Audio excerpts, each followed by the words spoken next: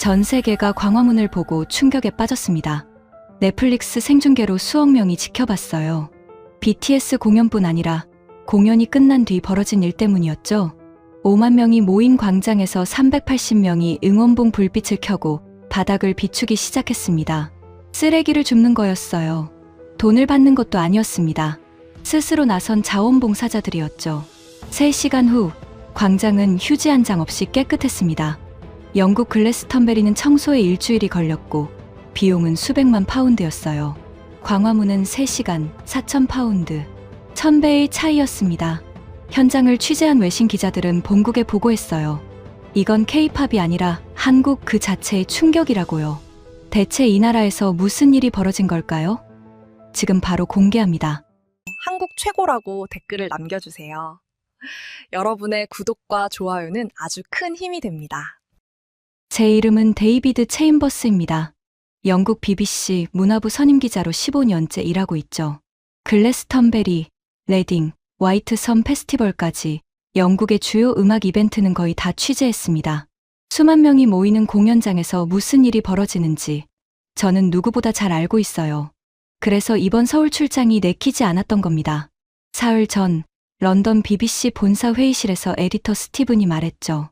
한국에서 BTS라는 그룹이 광화문이라는 곳에서 공연을 한다고요. 넷플릭스로 190개국에 생중계된다면서요. 저보고 가서 취재하라고 했습니다. 저는 반대했어요. K-팝은 제 전문 분야가 아니라고요. 스티븐은 웃으며 말했습니다. 그래서 보내는 거라고요. 편견 없는 시선이 필요하다고요. 편견이요? 저는 속으로 비웃었습니다. 15년간 대형 공연을 취재하며 배운 게 있다면 인파는 항상 예측 불가능하다는 거예요. 특히 젊은 팬들은 더 그렇죠. 흥분하고 소리 지르고 술 마시고 쓰레기 버리고 때론 싸우기도 합니다. 이게 현실이에요. 아시아 팬덤은 더 과열되어 있다는 얘기를 들었습니다. 온라인에서 본 영상들도 그랬어요. 공항에서 비명 지르며 달려드는 팬들, 콘서트장에서 울고불고 하는 모습들. 통제가 안 되는 거죠. 그런데 4만 8천 명을 도심 한복판에 모은다고요? 말도 안 됩니다. 영국이었다면 절대 허가 안 나올 규모예요. 동료 기자 제임스에게 농담조로 말했죠. 영국이었으면 벌써 쓰레기 더미에 술 취한 10대들이 난동 부렸을 거라고요.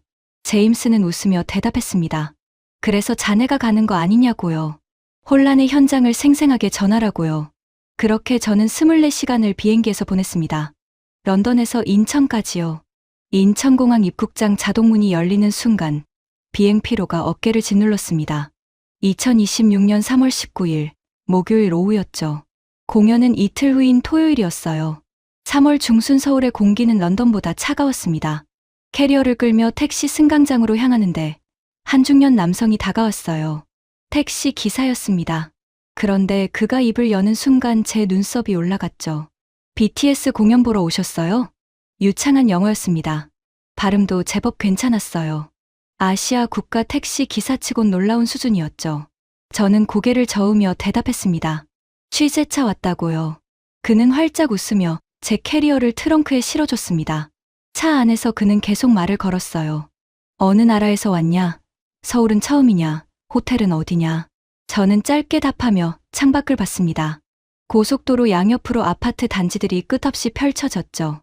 런던과는 다른 풍경이었어요. 높은 건물들이 빽빽했고 간판들엔 한글이 가득했습니다. 제 머릿속엔 이미 기사 윤곽이 잡혀 있었어요. 제목은 간단했죠. K-팝 광풍의 이면. 부제는 도심을 마비시킨 공연의 대가 정도면 적당할 겁니다. 교통마비, 쓰레기 처리 문제, 안전사고, 위험. 최소 하나는 발생할 거예요. 아니, 어쩌면 셋 다 터질 수도 있죠. 4만 8천 명이 도심 한복판에 모인다는 건 그런 의미니까요. 택시가 호텔 앞에 멈췄습니다. 명동이라는 번화가였어요. 거리엔 간판들이 빼곡했고 사람들로 붐볐죠. 저녁 6시쯤이었는데 벌써 네온사인들이 켜지고 있었습니다. 기사는 제게 명함을 건네며 말했어요. 돌아갈 때 연락하라고요. 공항까지 모셔다 주겠다고요.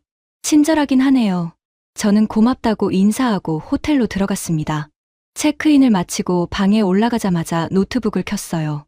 런던 본사에 첫 보고를 해야 했거든요. 이메일을 열고 타이핑을 시작했습니다. 스티븐, 서울 도착했습니다.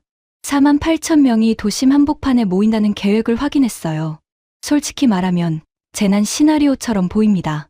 교통마비, 쓰레기 처리 문제, 안전사고 위험 중 최소 하나는 발생할 겁니다. 영국이었다면 절대 허가 안 나올 규모예요. 내일 현장 답사하고 상세히 보고하겠습니다. 데이비드. 전송 버튼을 누르고 창밖을 봤습니다. 명동 거리의 네온사인들이 깜빡이고 있었죠. 저 멀리 산이 보였어요. 서울은 분지 지형이라던가요. 산으로 둘러싸인 도시. 30분쯤 지나 노트북에서 알림음이 울렸습니다. 스티븐의 답장이었어요. 데이비드, 그래서 자네를 보낸 거야. K-팝 광풍의 이면을 보여줘. 화려한 무대 뒤의 혼란, 과열된 팬덤, 도시 마비. 팩트에 집중하게. 사진 많이 찍고, 인터뷰도 확보해. 런던 독자들이 궁금해하는 건 진실이니까. 스티븐. 저는 노트북을 덮고 침대에 누웠습니다. 시차 적응이 필요했어요. 내일은 긴 하루가 될 테니까요. 광화문 현장 답사, 안전 시스템 점검, 주변 상인들 인터뷰까지. 할 일이 산더미였죠. 잠들기 전 과거가 스쳤습니다. 2019년 글래스턴베리 페스티벌. 20만 명이 모였던 그곳에서 공연이 끝난 뒤 펼쳐진 광경이요.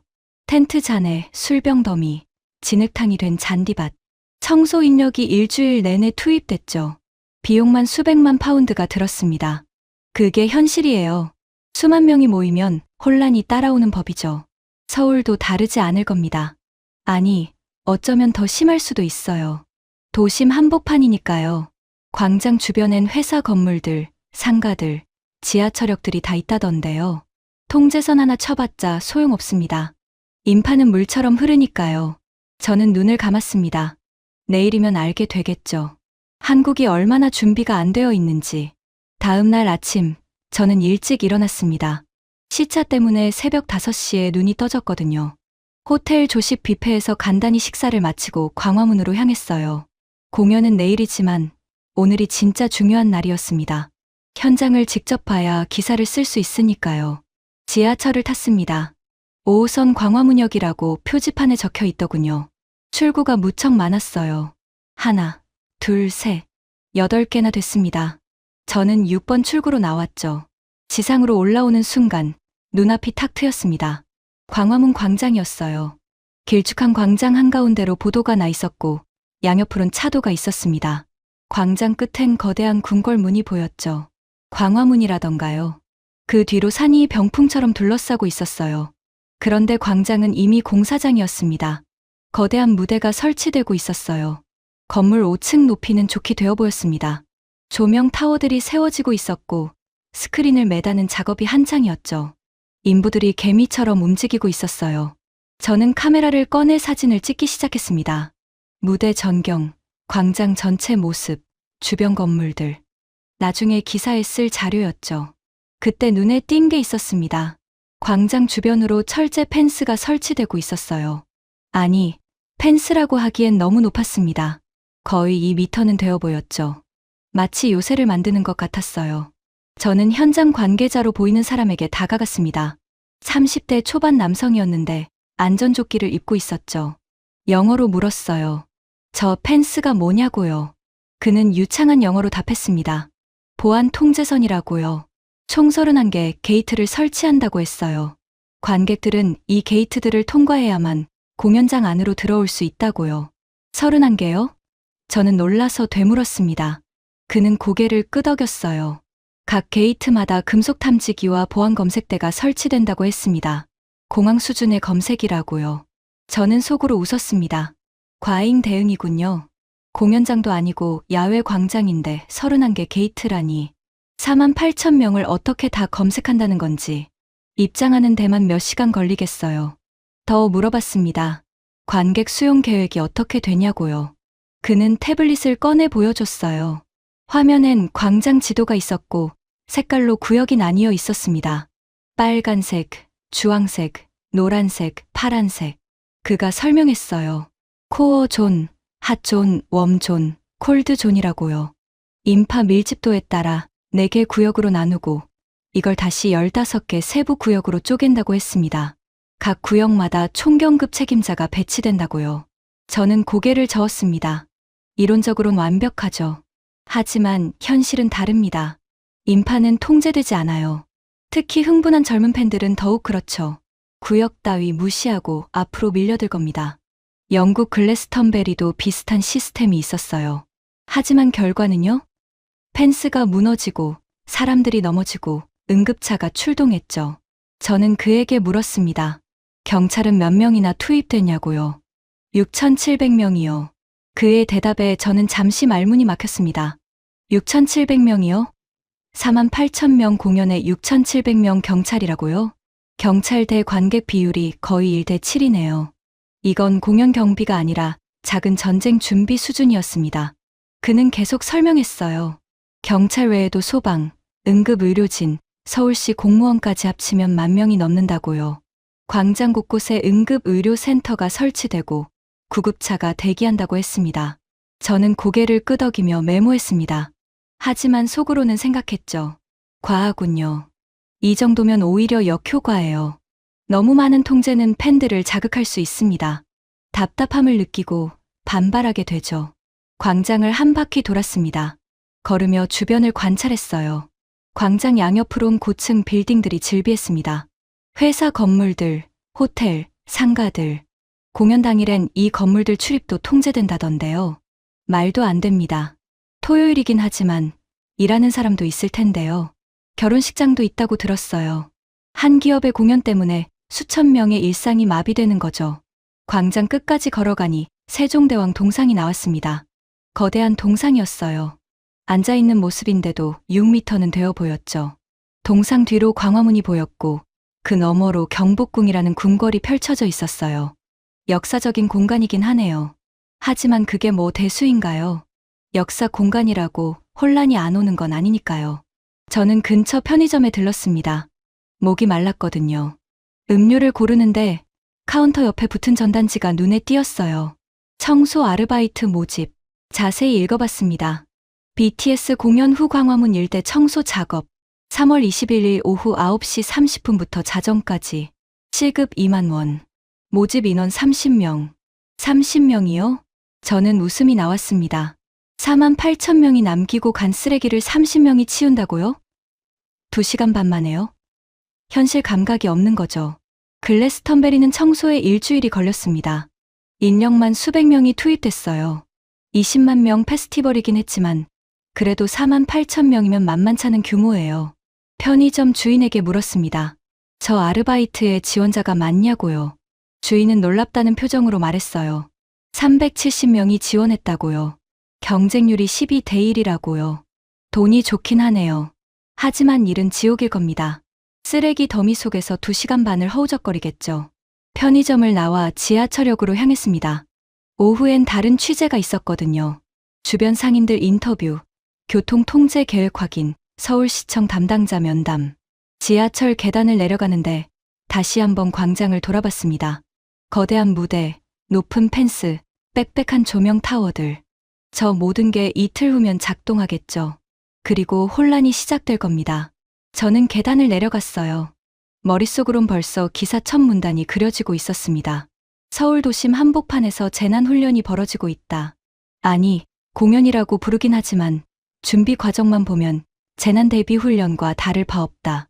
과연 한국은 이 도박에서 이길 수 있을까? 그렇게 쓸 거예요. 팩트니까요. 3월 21일 토요일 오후 3시 공연 5시간 전이었습니다. 저는 광화문역 6번 출구 근처 카페에 앉아 있었어요. 창가 자리였죠. 여기서 광장이 훤히 보였거든요. 노트북을 펼쳐놓고 실시간으로 상황을 관찰하며 메모했습니다. 카페는 외국인 팬들로 가득했어요. 영어, 스페인어, 일본어, 태국어. 온갖 언어가 뒤섞여 있었습니다. 다들 흥분한 표정이었죠. 보라색 옷을 입은 사람들이 유난히 많았어요. BTS 팬덤 색깔이라던가요. 오후 4시쯤 제 휴대폰에 알림이 떴습니다. 서울시 긴급 공지였어요. 영어 버전도 함께 왔더군요. 오후 6시부터 광화문역과 시청역, 경복궁역은 무정차 통과합니다. 열차는 정차하지 않습니다. 인근 다른 역을 이용해 주세요. 저는 노트북에 타이핑했습니다. 드디어 시작되는군요. 무정차 통과. 예상했던 대로입니다. 인파 통제를 위해 지하철역 자체를 봉쇄하는 거죠. 하지만 이건 양날의 검이에요. 사람들이 어디로 가야 할지 모르면 패닉 상태가 됩니다. 특히 외국인 관광객들은 더 혼란스러울 거예요. 카페 안이 술렁이기 시작했습니다. 사람들이 휴대폰을 보며 웅성거렸어요. 누군가 큰 소리로 말했습니다. 지하철이 안 서요. 어떡해요? 미국인으로 보이는 젊은 여성이었습니다. 친구에게 다급하게 말하고 있었죠. 저는 카메라를 슬쩍 그쪽으로 돌렸어요. 좋은 장면이 나올 것 같았거든요. 패닉 상태의 관광객들. 기사에 딱 맞는 소재였습니다. 그런데 이상했어요. 사람들이 당황하긴 했지만 패닉 상태는 아니었습니다. 오히려 차분히 휴대폰을 꺼내 뭔가를 확인하기 시작했어요. 화면을 손가락으로 쓸어내리고 확대하고 서로에게 보여주고. 저는 자리에서 일어났습니다. 가까이 가서 봐야겠더군요. 미국인 여성 옆으로 다가갔어요. 그녀의 휴대폰 화면이 보였습니다. 지도 앱이었는데 한글로 된 거였어요. 네이버 지도라고 위에 적혀 있었죠. 지도엔 광화문 일대가 표시돼 있었고 지하철역들이 점으로 찍혀 있었습니다. 광화문역엔 빨간 X 표시가 있었어요. 하지만 주변의 다른 역들, 종각역, 을지로 3가역, 안국역 같은 곳들은 녹색으로 표시돼 있었습니다. 게다가 각 역까지 걸어가는 경로가 파란 선으로 그려져 있었어요. 예상 소요 시간까지 나와 있었죠. 종각역까지 도보 7분. 그녀는 친구에게 말했습니다. 괜찮아. 이 앱 봐. 종각역으로 가면 돼. 7분이면 돼. 친구도 자기 휴대폰을 꺼냈어요. 역시 똑같은 앱이었습니다. 두 사람은 화면을 비교하며 고개를 끄덕였죠. 그리곤 자리에서 일어나 카페를 나갔습니다. 전혀 당황한 기색이 없었어요. 저는 멍하니 서 있었습니다. 주변을 둘러봤어요. 다른 사람들도 비슷했습니다. 프랑스에서 왔다는 커플은 휴대폰 2개를 나란히 놓고 비교하고 있었어요. 일본인 그룹은 한 명이 화면을 크게 띄워서 다른 사람들에게 보여주고 있었죠. 태국인 친구들은 웃으며 뭔가 얘기하고 있었습니다. 아무도 패닉 상태가 아니었어요. 저는 자리로 돌아와 창밖을 봤습니다. 광장 쪽으로 걸어가는 사람들이 보였어요. 하지만 한 방향으로만 몰리는 게 아니었습니다. 어떤 사람들은 왼쪽으로, 어떤 사람들은 오른쪽으로, 어떤 사람들은 뒤쪽으로 걸어가고 있었어요. 마치 물이 여러 갈래로 흐르듯이요. 분산되고 있었습니다. 자발적으로요. 저는 노트북을 덮고 밖으로 나갔습니다. 직접 확인해야 했어요. 광장 근처로 걸어갔습니다.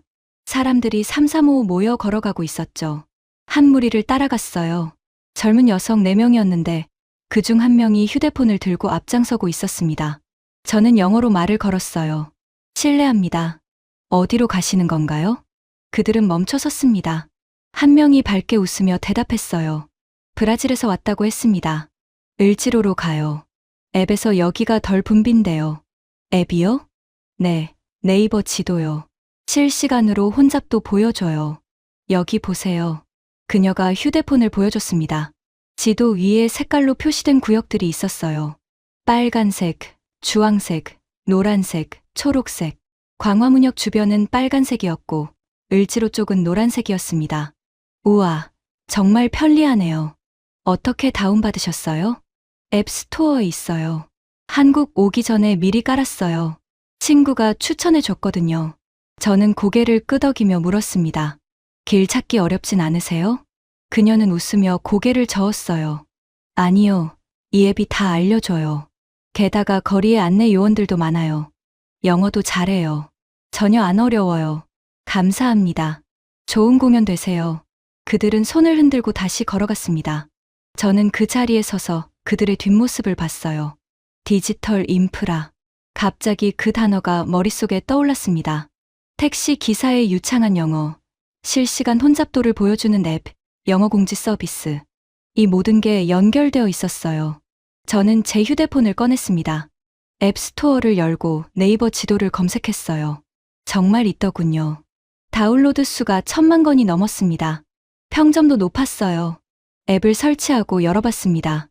영어 지원이 됐어요. 현재 위치를 중심으로 지도가 펼쳐졌고 주변 지하철역들이 표시됐습니다. 각 역까지의 거리, 도보 시간, 혼잡도까지 다 나와 있었어요. 실시간이었습니다. 화면을 새로 고침하자 혼잡도 색깔이 조금 바뀌었거든요. 저는 휴대폰을 주머니에 넣고 주변을 둘러봤습니다. 사람들이 계속 걸어가고 있었어요. 하지만 아무도 헤매지 않았습니다. 아무도 소리 지르지 않았어요. 아무도 경찰에게 항의하지 않았습니다. 그저 조용히 휴대폰을 보며 각자의 경로를 따라 움직이고 있었죠. 마치 하나의 유기체 같았습니다.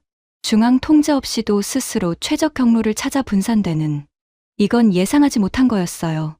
글래스턴베리였다면 어땠을까요? 지하철이 안 선다고 공지하면 사람들은 당황했을 겁니다. 역 앞에서 우왕좌왕하고 서로 물어보고 경찰에게 항의하고 결국엔 한 방향으로 몰려 병목 현상이 생기겠죠.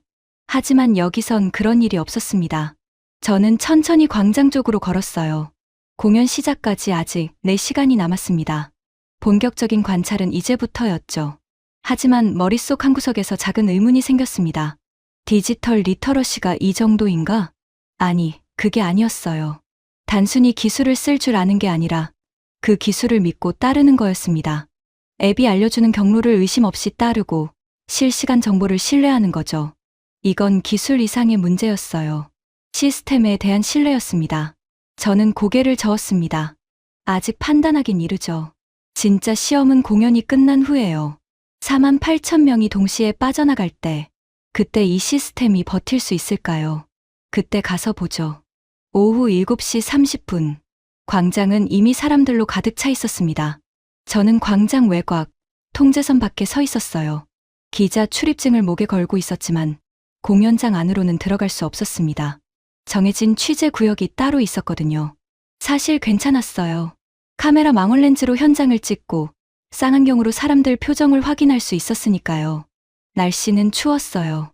3월 말인데도 기온이 영상 5도 정도였습니다. 바람까지 불어서 체감 온도는 더 낮았죠. 저는 두꺼운 코트를 입고 있었는데도 추웠어요.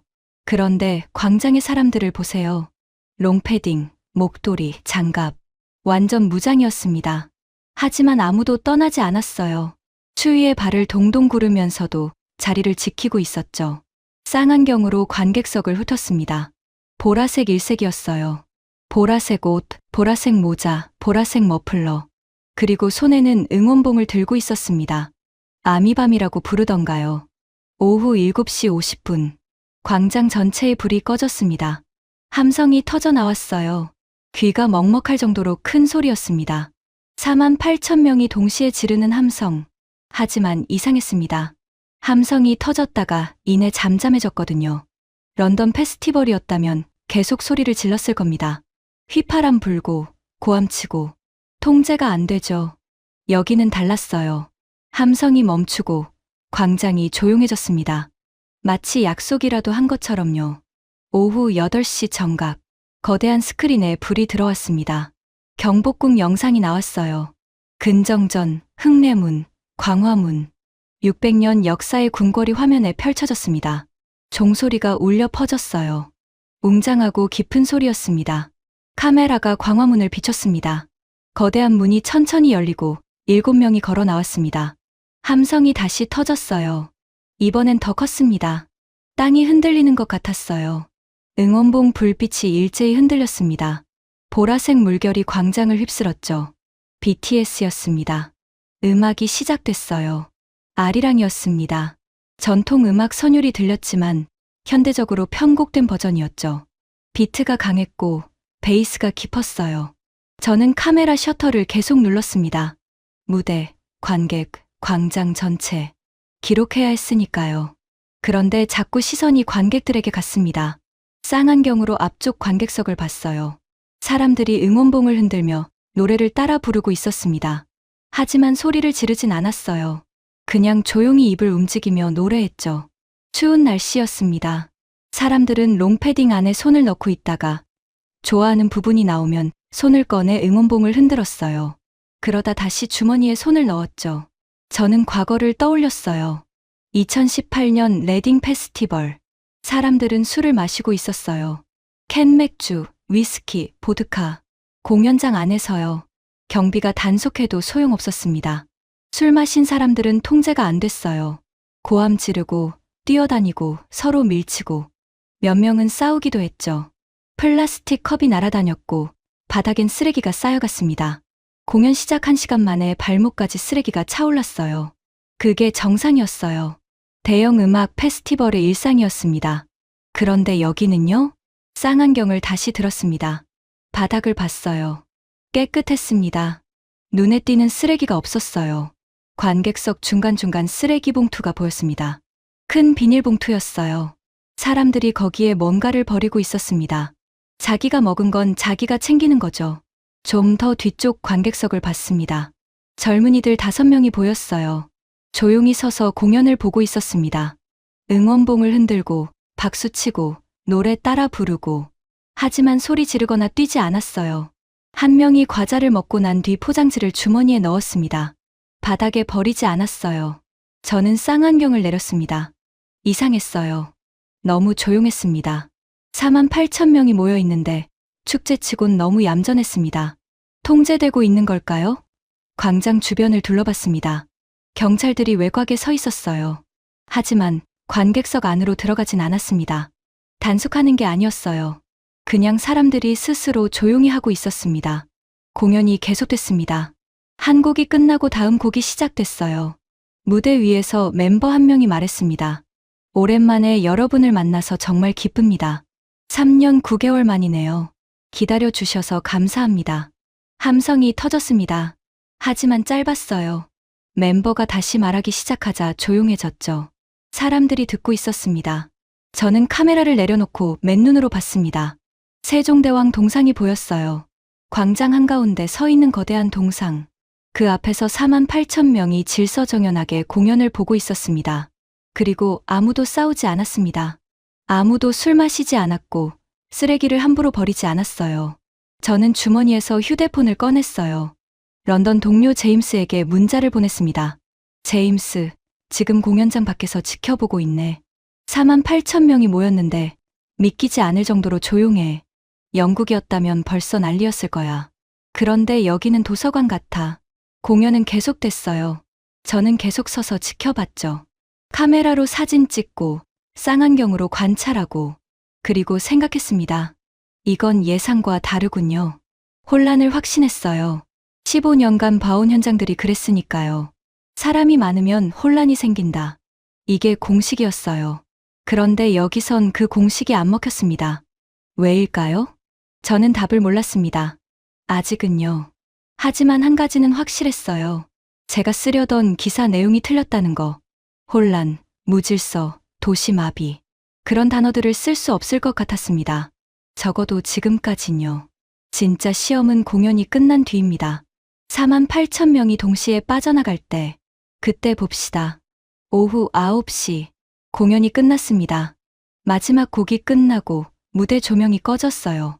멤버들이 손을 흔들며 퇴장했고 광장의 불이 다시 켜졌습니다. 저는 카메라를 들어 올렸어요. 이제부터가 진짜였습니다. 48,000명이 동시에 빠져나가는 순간, 병목 현상, 밀림, 아우성, 제가 기다리던 장면이었죠. 셔터를 미리 눌러놓고 기다렸습니다. 연속 촬영 모드였어요. 혼란의 순간을 놓치지 않으려고요. 하지만 이상했습니다. 사람들이 일어나긴 했는데 일제히 출구로 달려가지 않았어요. 그냥 자리에서 천천히 짐을 챙기고 있었습니다. 응원봉 끄고, 가방 메고, 옷 여미고, 서두르지 않았어요. 쌍안경으로 관객석을 봤습니다. 사람들이 줄을 서고 있었어요.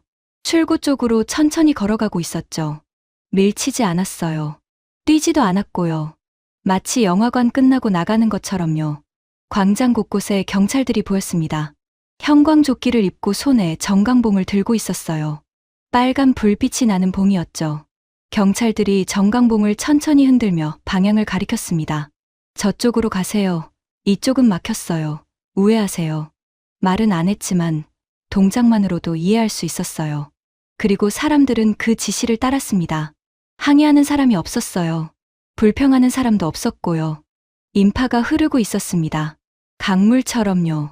천천히, 하지만 멈추지 않고 여러 갈래로 나뉘어서요. 어떤 무리는 왼쪽 출구로, 어떤 무리는 오른쪽 출구로, 어떤 무리는 뒤쪽 출구로. 저는 자리에서 일어났습니다.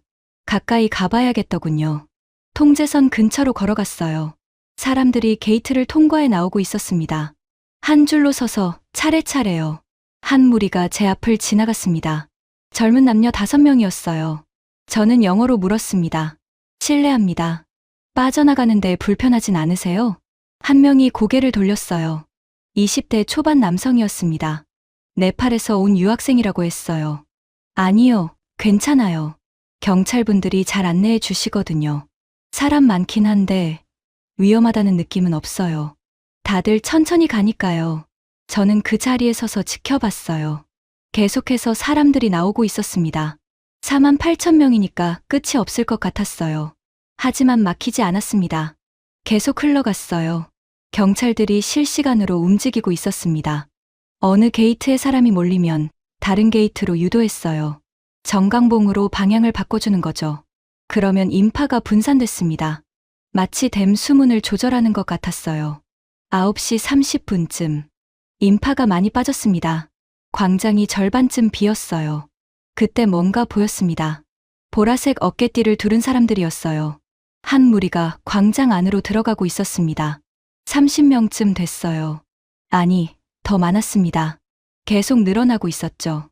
저는 쌍안경을 들었어요. 확대해서 봤습니다. 어깨띠엔 글씨가 적혀 있었어요. 아미 자원봉사단. 그들은 손에 투명 봉투를 들고 있었습니다. 쓰레기 봉투였어요. 그리고 다른 손엔 응원봉을 들고 있었죠. 아미밤이요. 응원봉 불빛을 켰습니다. 보라색 불빛이 바닥을 비췄어요. 그리고 허리를 숙였습니다. 쓰레기를 줍기 시작한 거예요. 저는 쌍안경을 들고 그 장면을 계속 봤습니다. 한 명이 바닥에서 플라스틱 컵을 주워 봉투에 넣었어요. 다른 한 명은 과자 봉지를 주었습니다. 응원봉 불빛으로 바닥을 비추면서요. 어두운 곳까지 샅샅이 확인하면서요. 자원봉사자들이 점점 더 들어왔습니다. 100명, 200명, 300명. 나중에 알고 보니 380명이었다고 하더군요. 그들은 광장 전체로 퍼져서 구석구석을 청소했어요. 저는 카메라를 들어 올렸습니다. 보라색 불빛이 어둠 속에서 움직이고 있었습니다. 마치 반딧불이 같았어요. 수백 개의 불빛이 광장을 가로지르며 바닥을 훑고 있었죠. 누가 시킨 게 아니었어요. 자발적이었습니다. 저는 한 자원봉사자에게 다가갔습니다. 50대 여성이었어요. 실례합니다. 왜 청소를 하시는 건가요? 그녀는 웃으며 대답했습니다. BTS가 우리에게 와준 것처럼 우리도 이 공간을 소중히 지키고 싶어요. 깨끗하게 하는 게 우리 몫이라고 생각해요. 팬들이 자발적으로 모였어요. 380명 정도 참여했고요. 그녀는 다시 허리를 숙였습니다. 휴지 조각을 주워 봉투에 넣고 다음 장소로 걸어갔죠. 저는 천천히 광장 안쪽으로 걸어갔습니다. 관객석이었던 곳으로요. 의자들이 줄지어 놓여 있었어요. 의자 밑을 봤습니다. 영국 페스티벌에선 의자 밑이 제일 더러웠거든요. 사람들이 거기다 쓰레기를 숨겨놓으니까요. 하지만 여기는 깨끗했어요. 캔 하나, 봉지 하나 없었습니다. 저는 허리를 숙여 자세히 봤어요. 혹시 놓친 게 있나 싶어서요. 하지만 정말 없었습니다. 스탠딩 구역도 마찬가지였습니다. 48,000명이 1시간 동안 있었던 곳인데 믿을 수 없을 정도로 깨끗했어요. 과거가 스쳤습니다. 2019년 글래스턴베리. 공연 끝나고 30분 후 바닥은 이미 쓰레기로 뒤덮여 있었어요. 캔, 컵, 봉지, 음식, 찌꺼기. 발을 디딜 곳이 없었습니다. 청소 인력 수백 명이 일주일 동안 청소했죠. 비용만 수백만 파운드가 들었습니다. 그런데 여기는 380명이 자발적으로 청소하고 있었습니다. 돈을 받는 것도 아니에요. 그냥 스스로요. 그리고 이미 절반 이상이 깨끗해졌습니다. 공연 끝난 지 40분밖에 안 됐는데요. 아까 본 청소 알바 모집 공고가 떠올랐습니다. 30명 모집, 370명 지원, 경쟁률 12대 1. 오후 9시 30분부터 자정까지 2시간 반 동안 청소한다고 했었죠. 하지만 지금 이 속도라면 자정되기 전에 끝날 것 같았습니다. 어쩌면 11시면 끝날 수도 있겠어요. 청소 알바들이 할 일이 별로 없을 것 같았습니다. 저는 취재 구역으로 돌아가 노트북을 펼쳤습니다. 메모를 정리해야 했어요. 오늘 본 것들을요. 하지만 손가락이 키보드 위에서 멈췄습니다. 뭐라고 써야 할까요? 혼란을 기대했는데 질서가 있었습니다. 쓰레기를 예상했는데 깨끗했어요. 사고를 우려했는데 아무 일도 없었습니다. 제가 15년간 봐온 현장과는 완전히 달랐어요. 저는 노트북을 덮었습니다. 시계를 봤어요. 9시 50분. 조금 더 기다려봅시다. 진짜 끝을 봐야 했으니까요. 오후 10시. 저는 광장을 떠나 주변 상가로 걸어갔습니다. 추가 취재가 필요했어요. 공연 자체만 봐서는 부족했죠. 주변 상인들은 어땠을까요? 경제 효과는 정말 있었을까요? 광화문역 근처 세븐일레븐이 보였습니다. 이틀 전 왔던 그 편의점이었어요. 청소 알바 모집 공고를 봤던 곳이죠. 문을 열고 들어갔습니다. 손님이 몇 명 있었어요.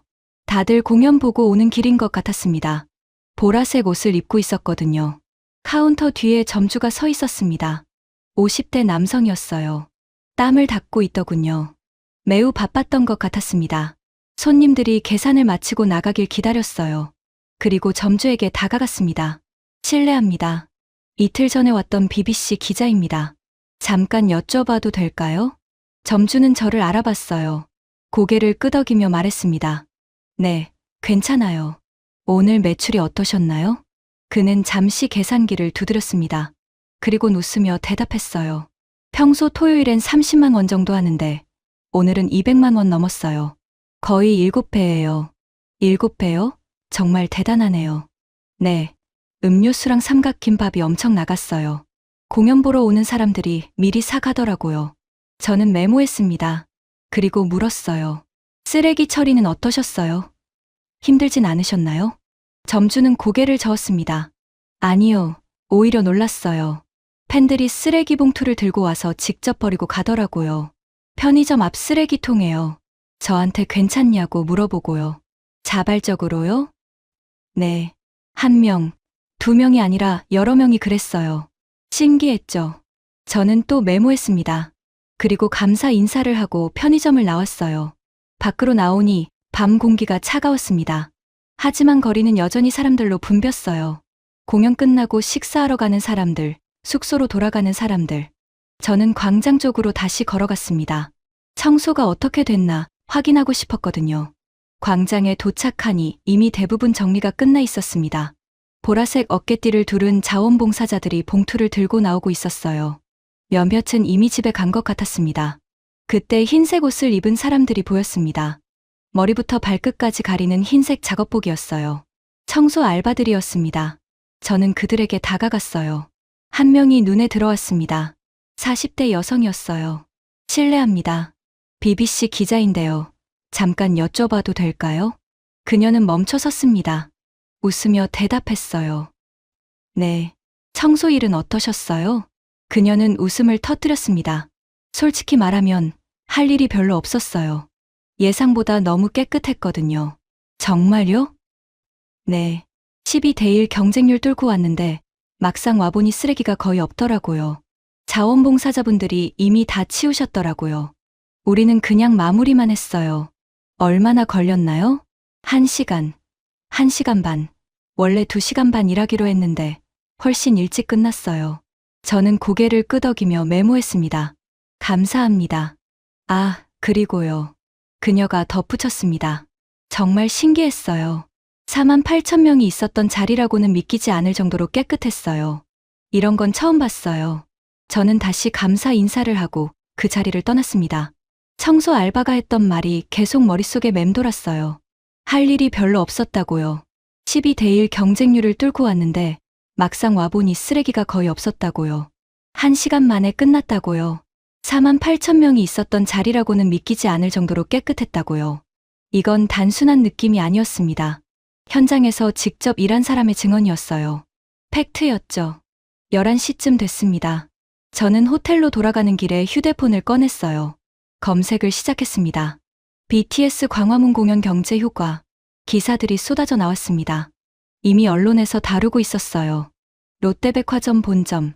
공연 기간 매출 전년 대비 20% 증가. 외국인 매출은 2.4배 상승. 신세계백화점 본점. 41% 매출 증가. 신세계 면세점 명동점. 매출 전주 대비 1.5배. 세븐일레븐 광화문 인근 점포. 평균 매출 7배 증가. 저는 화면을 스크롤하며 계속 읽었습니다. 블룸버그 추산, 서울 경제 효과 2,660억 원. 해외여행 검색량 전주 대비 160% 증가. 넷플릭스 77개국 실시간 순위 1위. 숫자들이었습니다. 구체적인 숫자들이요.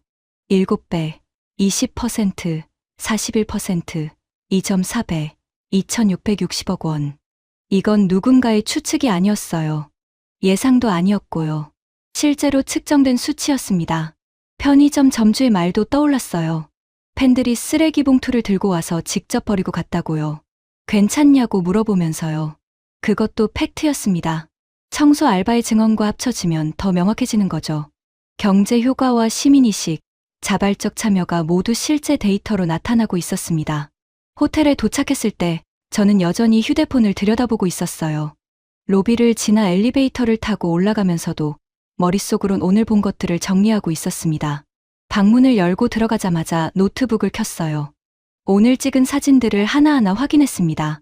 광장을 가득 메운 인파 사진이 먼저 나왔어요. 그 다음엔 질서정연하게 퇴장하는 모습들, 보라색 불빛으로 바닥을 비추며 청소하는 자원봉사자들, 그리고 마지막엔 휴지 한 장 없이 깨끗해진 바닥 사진들이 있었습니다. 각 사진마다 타임스탬프가 찍혀 있었어요. 오후 8시에 찍은 공연 시작 장면, 9시에 찍은 퇴장 장면, 9시 30분에 찍은 자원봉사자들, 10시에 찍은 깨끗한 광장. 시간 순서대로 모든 게 기록되어 있었습니다. 저는 의자에 앉아 창밖을 봤습니다. 명동거리의 불빛이 여전히 반짝이고 있었어요. 공연이 끝난 지 2시간이 훌쩍 지났지만 거리엔 여전히 사람들이 다니고 있었죠. 도시는 마비되지 않았어요. 오히려 더 활기차 보였습니다. 노트북 화면을 다시 봤습니다. 빈 문서가 열려 있었어요. 손가락을 키보드 위에 올렸습니다. 타이핑을 시작해야 했는데 뭐라고 써야 할지 막막했습니다. 런던에서 출발하기 전엔 확신했었어요. 혼란, 무질서, 도시 마비. 그런 단어들로 기사를 채울 거라고요. 하지만 지금 제 앞에 놓인 건 완전히 반대되는 단어들이었습니다. 질서, 청결, 자발적 참여, 경제 효과. 저는 키보드에서 손을 뗐습니다. 아직 쓸 수 없었어요. 하루만 본 걸로는 부족했습니다. 내일 더 취재해야 했어요. 서울시 담당자, 경찰 관계자, 더 많은 상인들을 만나봐야 했죠. 팩트를 더 모아야 했고, 런던 동료들과도 얘기해봐야 했습니다. 제가 본 것들이 정말 맞는지 확인해야 했으니까요. 노트북을 덮었습니다. 침대에 누워 천장을 바라봤어요. 15년 동안 대형 공연을 취재했습니다. 글래스턴베리, 레딩, 화이트 섬. 모두 비슷했어요. 혼란, 쓰레기, 술, 싸움. 그게 정상이라고 생각했죠. 하지만 오늘 본 건 달랐습니다. 완전히 달랐어요. 한국은 뭐가 다른 걸까요? 시스템일까요? 기술일까요? 아니면 사람들일까요? 답을 몰랐습니다. 하지만 한 가지는 확실했어요. 제가 알던 공식이 여기선 통하지 않는다는 거. 그리고 그게 저를 불편하게 만들었습니다. 15년간 쌓아온 경험과 확신이 흔들리고 있었으니까요. 눈을 감았습니다. 내일 더 확인해야겠어요. 하지만 이미 마음 한구석에선 알고 있었습니다. 오늘 본 것들이 진짜라는 걸요. 다음 날 새벽 0시 30분. 저는 잠이 오지 않았습니다. 침대에 누워 천장을 바라봤지만 머릿속엔 오늘 본 장면들이 계속 맴돌았어요. 결국 일어나서 옷을 입었습니다. 다시 나가봐야겠더군요. 광화문으로요. 호텔을 나섰습니다. 밤 공기는 더 차가워져 있었어요. 거리는 한산했습니다. 명동의 상가들도 대부분 문을 닫았고 가로등 불빛만 거리를 비추고 있었죠. 지하철은 이미 끊겼습니다. 택시를 탔어요. 기사에게 광화문 광장으로 가달라고 했습니다. 기사는 고개를 끄덕이며 출발했어요. 차 안에서 기사가 물었습니다. BTS 공연 보셨어요? 아니요. 취재했습니다. 기자예요. 아, 그러셨군요. 대단했죠? 사고 하나 없이 끝났잖아요. 네, 놀라웠습니다. 기사는 웃으며 말했어요. 우리나라 사람들 진짜 대단해요. 질서 하나는 끝내주죠. 저는 고개를 끄덕였습니다. 더 이상 말하지 않았어요. 창밖을 봤습니다. 택시가 광화문 광장 근처에 멈췄습니다. 요금을 지불하고 내렸어요. 기사는 조심히 가시라며 손을 흔들고 떠났습니다. 광장은 텅 비어 있었습니다. 이틀 전엔 무대가 설치되고 있었죠. 어제 저녁엔 4만 8천 명이 모여 있었고요. 하지만 지금은 아무도 없었습니다. 가로등 불빛만 광장을 비추고 있었어요. 저는 천천히 광장 안으로 걸어갔습니다. 바닥을 봤어요. 아스팔트 보도가 깨끗했습니다. 가로등 불빛 아래서 자세히 봤어요. 혹시 놓친 쓰레기가 있나 싶어서요. 없었습니다. 휴지 한 장, 플라스틱 조각 하나 없었어요. 담배꽁초도 없었고 껌 자국도 없었습니다. 마치 공연이 없었던 것처럼 깨끗했어요. 저는 계속 걸었습니다. 어제 관객석이었던 곳으로요. 접이식 의자들은 이미 다 치워졌더군요. 바닥만 남아 있었습니다. 역시 깨끗했어요. 스탠딩 구역이었던 곳도 마찬가지였습니다. 무대가 있던 자리도 이미 철거가 진행 중이었어요. 인부들이 밤새 작업하고 있었습니다.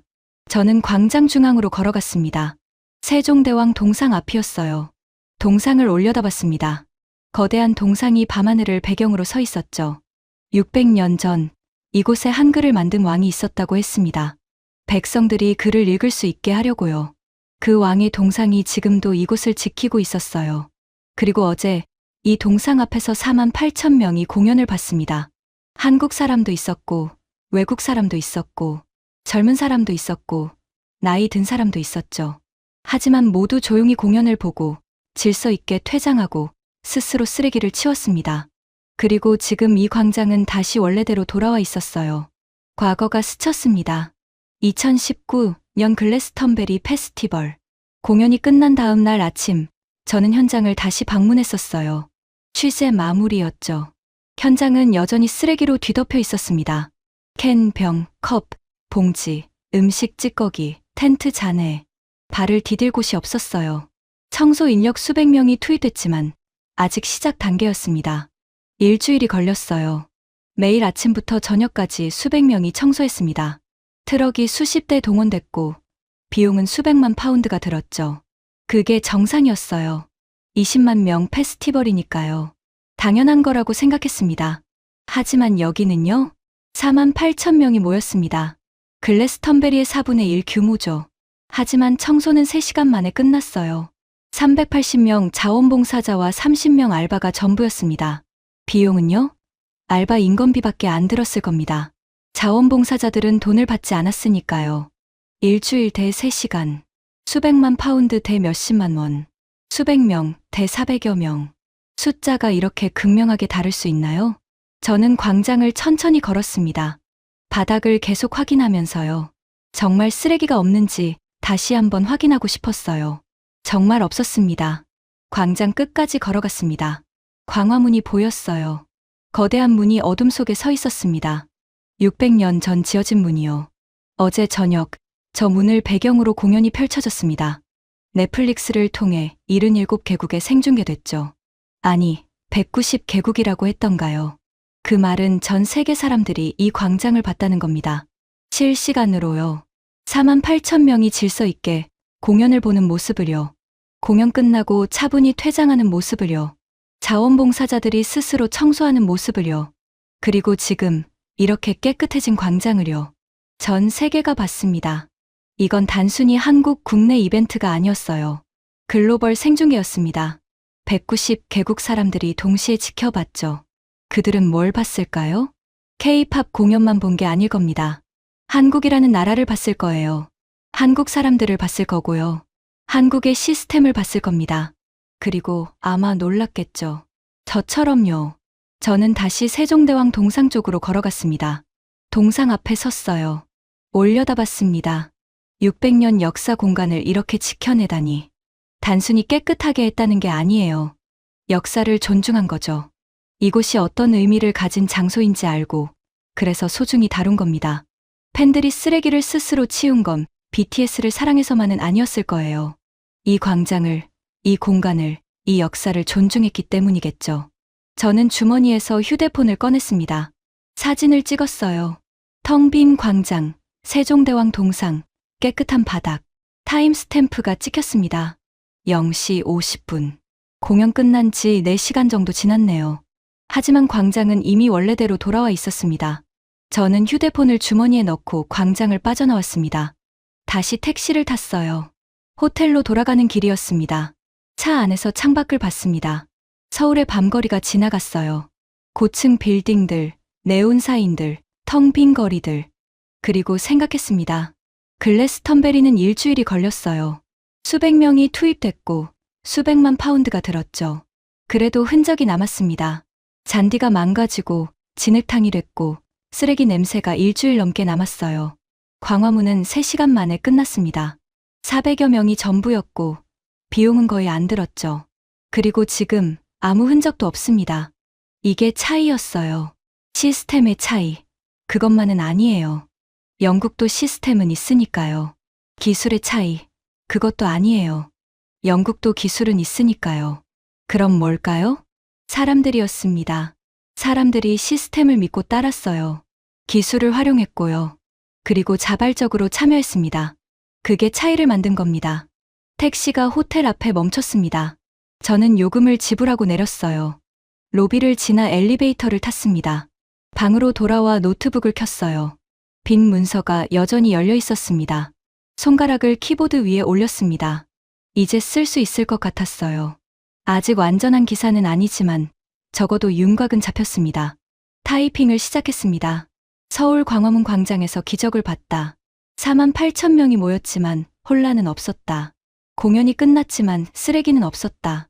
도시는 마비되지 않았고 사고는 일어나지 않았다. 이건 단순한 공연이 아니었다. 시스템과 기술, 그리고 사람들이 만들어낸 완벽한 조화였다. 글래스턴베리는 일주일이 걸렸다. 광화문은 3시간이면 끝났다. 이게 한국이다.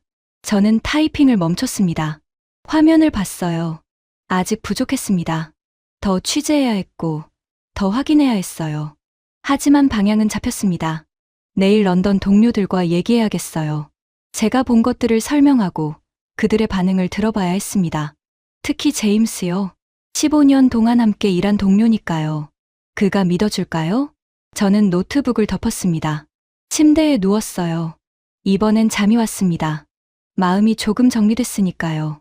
눈을 감으며 마지막으로 생각했습니다. 15년간 본 공연들은 혼란이었어요. 하지만 진짜 공연은 오늘 처음 본 것 같습니다. 다음 날 일요일 오전, 저는 서울시청 담당자와 통화를 했습니다. 경찰청 관계자에게도 이메일을 보냈어요. 공식 자료를 요청했죠. 관객 수, 투입 인력, 사고 건수, 청소 비용. 오후쯤 답장이 왔습니다. 관객 4만 2천 명, 경찰 6,700명, 총공무원 1만 명 이상 투입, 안전사고 0건, 청소 비용 약 600만 원. 600만 원이었습니다. 한국 돈으로요. 영국 파운드로 환산하면 4천 파운드 정도? 글래스턴베리는 수백만 파운드가 들었는데요. 저는 메모했습니다. 그리고 더 취재를 이어갔어요. 오후 5시쯤 저는 호텔 방으로 돌아왔습니다. 취재는 충분했어요. 이제 정리할 시간이었죠. 노트북을 켰습니다. 그리고 시계를 봤어요. 서울 시간 오후 5시면 런던은 오전 8시였습니다. 제임스가 출근했을 시간이네요. 화상 통화를 걸었습니다. 신호음이 몇 번 울렸어요.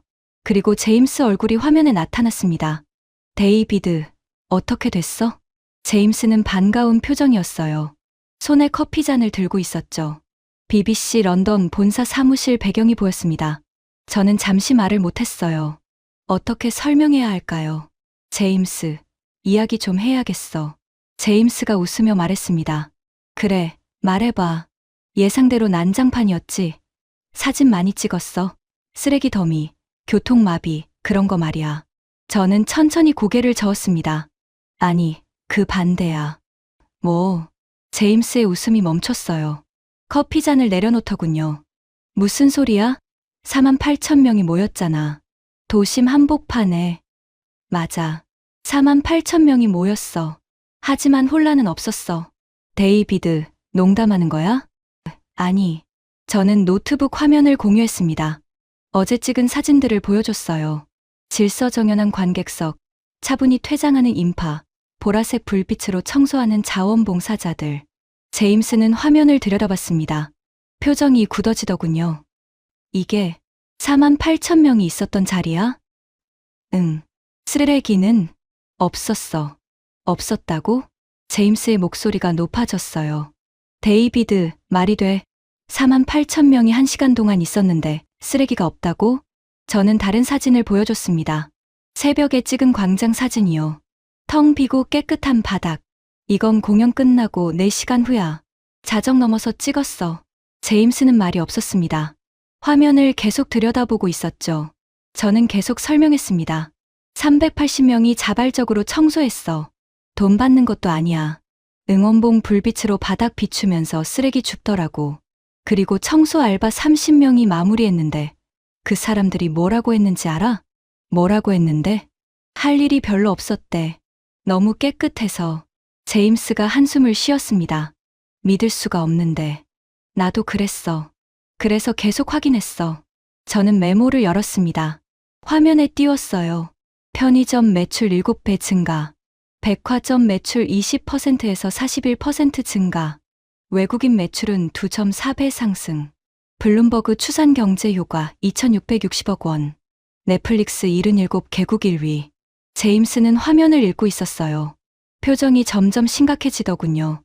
그리고 청소 비용 600만 원. 영국 돈으로 4,000파운드 정도야. 제임스가 되물었습니다. 4,000파운드? 응. 글래스턴베리는 수백만 파운드 들었지. 침묵이 흘렀습니다. 제임스는 화면을 보다가 저를 봤어요. 그리고 다시 화면을 봤습니다. 데이비드, 이거 진짜야? 조작 아니야? 제임스, 나 너랑 15년 일했어. 내가 그럴 사람인 줄 알아? 아니, 그게 아니라 너무 안 믿겨서. 나도 그래. 그래서 계속 확인했다니까. 서울시청, 경찰청, 상인들, 청소 알바, 자원봉사자들 다 인터뷰했어. 전부 같은 얘기하더라고. 제임스가 의자에 등을 기댔습니다. 천장을 보더니 다시 저를 봤어요.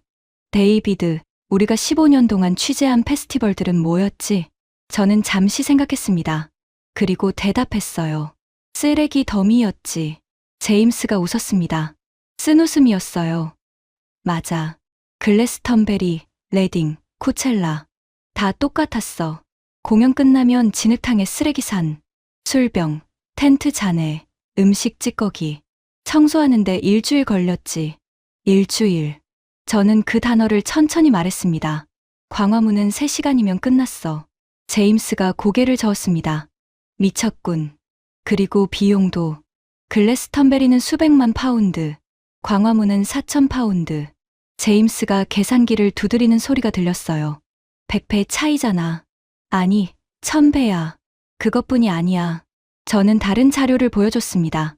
지하철 무정차 통과했는데 사람들이 앱으로 우회 루트 찾아서 분산 이동했어. 패닉 없었어. 경찰 6,700명 투입했는데 관객석 안엔 안 들어가. 외곽에서만 지켰어. 사람들이 스스로 질서 지켰거든. 제임스는 화면을 보며 고개를 끄덕였습니다. 시스템이 좋은 거야? 시스템만은 아니야. 영국도 시스템 있잖아. 그럼 뭔데? 사람들이야. 저는 잠시 멈췄습니다. 그리고 말했어요. 사람들이 시스템을 믿었어. 따랐고, 그리고 자발적으로 참여했어. 그게 차이야. 제임스가 한참 생각하더니 물었습니다. 데이비드, 기사 어떻게 쓸 거야? 저는 노트북에 작성 중이던 문서를 열었습니다. 제목을 보여줬어요. 서울이 공연 문화를 재정의하다. 제임스가 읽더니 고개를 끄덕였습니다. 좋아. 내용은? 저는 타이핑을 시작했습니다. 제임스가 보는 앞에서요. 글래스턴베리는 쓰레기 처리에 일주일이 걸린다. 청소 인력 수백 명이 투입되고 비용은 수백만 파운드에 달한다. 광화문은 3시간이면 끝났다. 자원봉사자 380명과 알바 30명. 비용은 4,000파운드. 이건 단순한 K-팝 공연이 아니다. 이게 한국이다. 타이핑을 멈췄습니다. 제임스를 봤어요. 제임스는 화면을 읽고 있었습니다. 한참 후에 고개를 들더니 말했어요. BBC 본사가 믿을까? 저는 웃었습니다. 사진 수백 장 있어. 영상도 있고, 인터뷰 녹음도 있어. 공식 자료도 다 받았어. 팩트 체크 3번 해도 돼. 제임스가 웃었습니다. 이번엔 진짜 웃음이었어요. 4번 하라고 해. 뭐, 팩트 체크 4번 하라고 해. 전부 진짜니까. 저는 고개를 끄덕였습니다. 화상통화를 끊기 전에 제임스가 물었습니다. 데이비드, 솔직히 말해봐. 너 지금 어떤 기분이야? 저는 잠시 생각했습니다. 그리고 대답했어요. 15년간 내가 본 건 공연이 아니라 혼돈이었던 것 같아. 진짜 공연은 여기서 처음 본 것 같아. 제임스가 조용히 말했습니다. 나도 그런 것 같아. 너 기사 보고 나도 생각 바뀔 것 같은데. 통화를 끝냈습니다. 화면이 꺼졌어요. 저는 의자에 앉아 창밖을 봤습니다. 서울 오후 6시. 해가 지고 있었어요. 건물들 사이로 노을이 보였습니다. 노트북으로 시선을 돌렸습니다. 문서가 열려 있었어요. 기사 초안이요. 타이핑을 계속했습니다. 15년 동안 대형 음악 페스티벌을 취재했다. 글래스턴베리, 레딩, 코첼라. 모두 비슷했다. 공연이 끝나면 쓰레기 더미가 남았고 청소에 일주일이 걸렸다. 그게 정상이라고 생각했다. 서울 광화문에서 그 정상이 무너졌다. 4만 8천 명이 모였지만 혼란은 없었다. 공연이 끝났지만 쓰레기는 없었다. 3시간 만에 광장은 원래대로 돌아왔다. 이건 시스템과 기술, 그리고 사람들의 완벽한 조화였다. 정부는 10,000명 이상의 인력을 투입했다. 하지만 통제하지 않았다. 안내했을 뿐이다. 사람들은 시스템을 믿었다. 앱으로 우회 루트를 찾았고, 경찰 지시를 따랐고, 스스로 쓰레기를 치웠다. 380명의 자원봉사자가 응원봉 불빛으로 광장을 청소했다. 누가 시키지 않았다. 스스로 했다. 이게 한국이다. 타이핑을 멈췄습니다. 화면을 읽었어요. 아직 부족했지만 뼈대는 잡혔습니다. 저는 파일을 저장했습니다. 제목을 붙였어요. 서울, 공연 문화의 새로운 기준. 내일 런던으로 돌아가면 본격적으로 쓸 겁니다. 더 다듬고, 더 보완하고, 사진들 넣고. 하지만 핵심은 이미 여기 있었어요. 저는 노트북을 덮었습니다. 침대에 누웠어요. 창밖으로 서울의 밤 풍경이 보였습니다. 불빛들이 반짝이고 있었죠. 이틀 전 이 도시에 왔을 때 저는 확신했었습니다. 혼란을 보게 될 거라고, 쓰레기를 보게 될 거라고, 실패를 보게 될 거라고. 하지만 본 건 정반대였어요. 질서, 청결, 성공. 그리고 뭔가 더 중요한 것. 사람들이 서로를 믿는 모습이었습니다. 시스템을 믿고, 서로를 믿고, 그래서 함께 만들어낸 성공이었죠. 15년 경력이 무너졌습니다. 제가 알던 공식이 틀렸어요. 하지만 그게 나쁘지 않았습니다. 오히려 배웠으니까요. 더 나은 방법이 있다는 걸요. 눈을 감았습니다. 내일 런던행 비행기를 타야 했어요. 하지만 한국에서 본 것들은 평생 기억에 남을 것 같았습니다. 진짜 공연을 본 날로요.